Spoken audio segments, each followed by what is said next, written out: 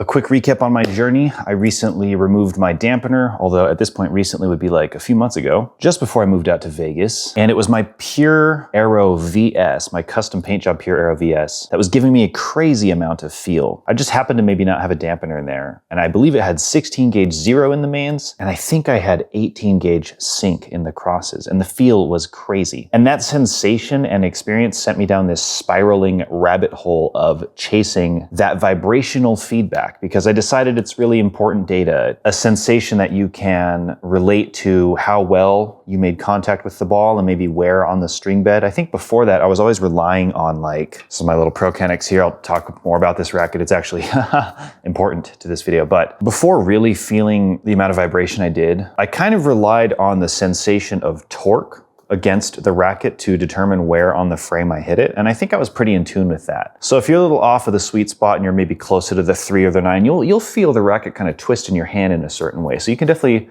still connect to sensations that correspond with what's actually happening. But I think the vibrational feedback, which by the way has been so dampened over the years, it's kind of an increasing complaint among the consumer tennis community that rackets are too dampened. I mean, how many rackets do you see out there that just have some kind of patented dampening technology? I mean, we have Auxetic from Head, we had VDM from Yonex, which I think switched to like Servo something. I think Wilson a while ago was doing Countervail. And I'm not gonna list off all the patented vibration dampening tech out there, but there are a ton. And me having played with the dampener was never really too sensitive to that. Maybe I even felt like the vibration feedback sensation thing is a little overrated. Like I said, that Pure Aero VS kind of sent me down this path. Anyway, it set a bar for me and I wanted to see how close or how far I could push that bar with other rackets. I'm not gonna list off all the rackets I tried, but I did try many. But the most disorienting experience was this Head Extreme that I tried. I had 2 identical Head Extremes with the same string and I swear almost exactly the same tension. Again, identical rackets, same string, same tension. It was Hybrid G16L. One of them gave me a lot of vibration feedback and the other one gave me almost none. Almost none.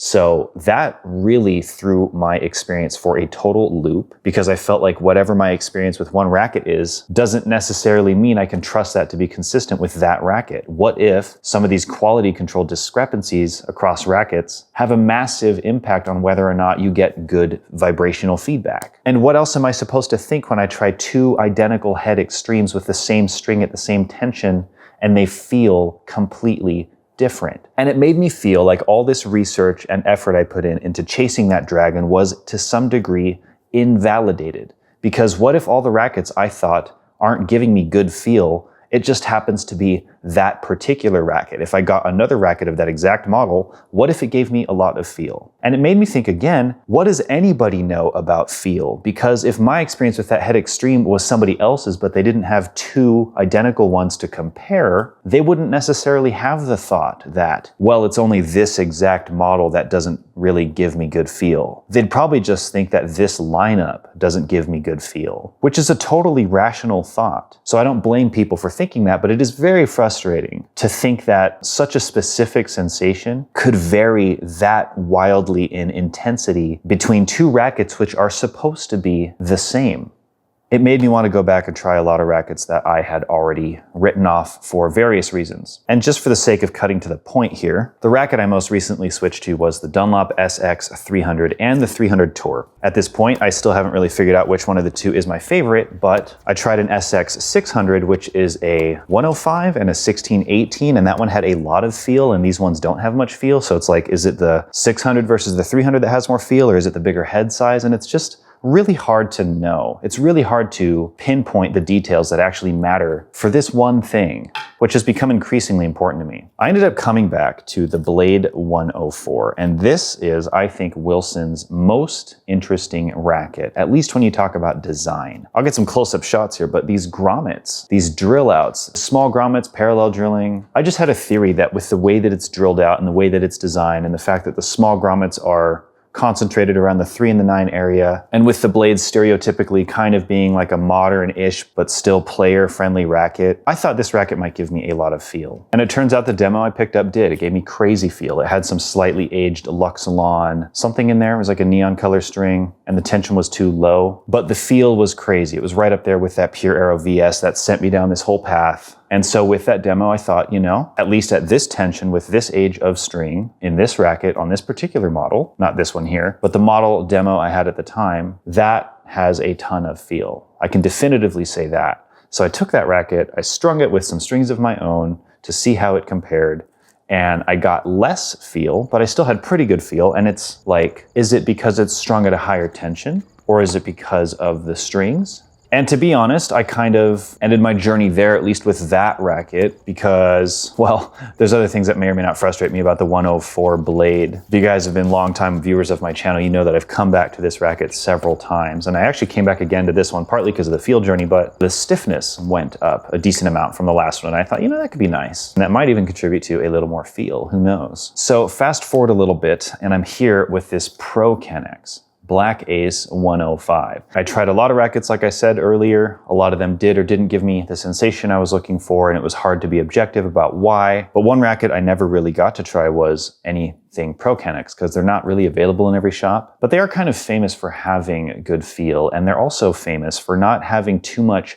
dampening tech in their layups. And they're definitely famous for having this kinetic technology, which from my intuitive understanding of it didn't seem to be something that would dampen the vibrational feedback. I thought it might even enhance it because it vibrates along with the string bed. But one important thing to know about me is I will not try a racket unless it at least has, first and foremost, I asked on a poll earlier, is small grommets or parallel drilling more important to me? The correct answer is small grommets. Small grommets have to come first. Parallel drilling is like icing on the cake. Parallel drilling is nice because it extends the length of the string bed effectively to the actual outer perimeter of the racket head, but I also feel like it reduces stress that can be caused by the angles the strings have to enter the racket frame. It also makes replacing and modifying your racket's grommets way easier. Like, you can string a racket, take the grommets out, and put them back in much more easily because grommets don't flare as much with parallel drilled holes. So parallel drilling is icing on the cake, but I will try a racket if I'm interested otherwise, if it has small grommets, and this very much does. Actually, it has very small grommets, so minimal removal of frame material for the grommets on Prokennex. I would say more so than most. I have to run a quick errand because I'm actually gonna return this racket, and UPS closes soon. Sending this one back to Tennis Warehouse, and I suppose it's a good time to tell you about direct tennis in just a second. Bye. Look at that, look at these grommets. Those crazy grommets. Oh hey, it's me. Here to tell you about Direct Tennis. Direct Tennis is an iOS application that you can download and use my coupon code to save 15% on a racket. That's a lot off. Shipping is only $5 per order per seller. So as long as you're getting multiple rackets from the same seller, shipping will only be $5. Returns are easy. The application is still kind of in a development phase, but it should be easy enough for you to figure out how to order a racket and use my code again to get 15% off. And that code is T4T15. Use it while you can. This code won't be forever. Link for this app will be in the description of this video. Of course, you can also find it on the App Store by searching for Direct Tennis. Quick coffee shout out to Leslie. Thank you so much for the 3 coffees. Leslie said, thanks for answering questions in the comments. Appreciate your thoughts on strings and rackets. Had a SX300 tour for a long time in storage and recently picked it back up again after seeing your content. Loving it. So thank you again, Leslie. I'm so sorry that it took so long to get your shout out in a video. I recently moved from Sacramento to Las Vegas, and yeah, that proved to be occupying a lot of my time. But here we are. Cheers, Leslie. Thank you very much. Oh yeah, that's a good one. Nice and frothy on top, iced. I'm always mixing it up over here. Anyway, link for coffee donations will be in the description of this video. Thanks again. Let's get back to the video. So, what was the point of getting the Blade 104?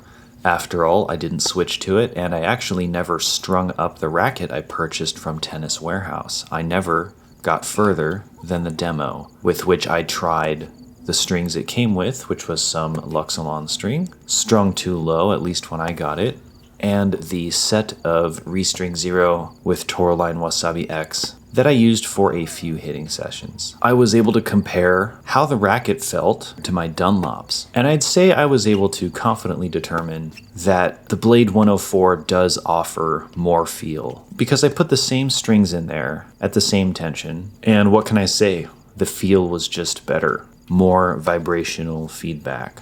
Not as much as the strings, which were in the demo when I got it, but those were definitely too loose, which is partly why the vibrations were so intense. The 104 also opens up the head size in a strange way. Areas below the 3 and 9 get wider, in addition to the head size elongating towards the throat. It also has a deep channel through the headguard, which looks pretty unaerodynamic to me, and represents a superficial length of the racket because the string bed actually ends well below the walls of this channel, whereas the Dunlop and Pure arrows, they are more closely lined up. But more than any of that which I have to say about the 104, I'm much more excited about the Prokennex Black Ace 105. The 104 helped me determine that, yes, the same strings in this racket as the Dunlop give me more feel. Why? Hard to say, for sure, but regardless, that is the case. It helps me understand what my expectations and hopes can be, realistically, if I step away from this Dunlop for a racket that hopefully offers better feel. And if I can manage to find that without sacrificing the insane spin of the SX rackets, we could have a real winner. And the Black Ace 105 is making a very strong case for being that racket. The kinetic technology also fascinates me, and I believe it offers two things which are absolutely game-changing. 1. More stability and swing weight exactly when you want it. Traditionally, the only way to get those things is by adding weight, but the weight is static. This movable mass from Prokennex actually helps to push through the ball because on contact, it will slam forward towards the face of the racket right on contact, and help to push the racket through the ball. The energy stores from when you accelerate the racket during your swing, and that energy releases on contact. It's also placed in the handle to help stabilize the racket from torque, all of which brings me to point number 2. Rackets with kinetic can be arm-friendly without being mushy. I find the stereotypically arm-friendly rackets to be almost wet noodle-like. And the rackets require a lot of weight to have any power because the flex will otherwise absorb it. Point being, I look forward to enjoying some benefits unique to Prokennex's kinetic technology. And with this Black Ace 105 offering me the feel, control, and touch, which I sometimes missed from the Dunlop SXs, there also doesn't seem to be a significant loss in spin. So for now, it's a very promising and exciting switch, and I look forward to speaking more about Prokennex, including why the brand is virtually ignored in the tennis world, but actually gaining a lot of traction in pickleball. Stay tuned, thanks for watching, be sure to subscribe if you liked the video, and I will see you in the next one. Thanks again for watching. Ugh. In this racket, I have Zero and Sync, probably have some of the best tension maintenance strings of all time in the entire world of polyester strings. I call it zinc. Listen to that. Kinetic technology in my Prokennex Black Ace 105. More on this racket soon. Prokennex manufactured the first Babolat Pure Drive. In fact, there was a time where Prokennex was manufacturing the rackets for Prince. And there's a lot more crazy history like that. So stay tuned. We'll talk about that more in a future video. Check out more of my discount links. All the links that I represent are amazing products. RTP, their grip socks. Get 10% off anything RTP. Volley Wellness makes one of the best electrolytes. If you guys think Element or Liquid IV is at the top of their game, they're absolutely not. Volley, on the other hand, has to compete by being superior in terms of the nutritional content. All the sources of the electrolytes and so on are way better. Better for your health, more bioavailable. If you guys want the sickest ball machine, my link below gets you $100 off. It is the Titan 1. And if you fish around, you can see some content on that too if you want to learn more. And I got Diadem now. Diadem actually makes a really good shoe. They're a little wider in the toe box than most, which is a big deal for me, and they don't have an excessive heel to toe drop. And be sure to type in my code to get the discount. And don't forget to save 15% off on your next tennis racket with Direct Tennis. All right, guys, I will see you in the next video. Thank you so much for watching. Bye for now. And I hope you're getting some good tennis out there. All right, take care.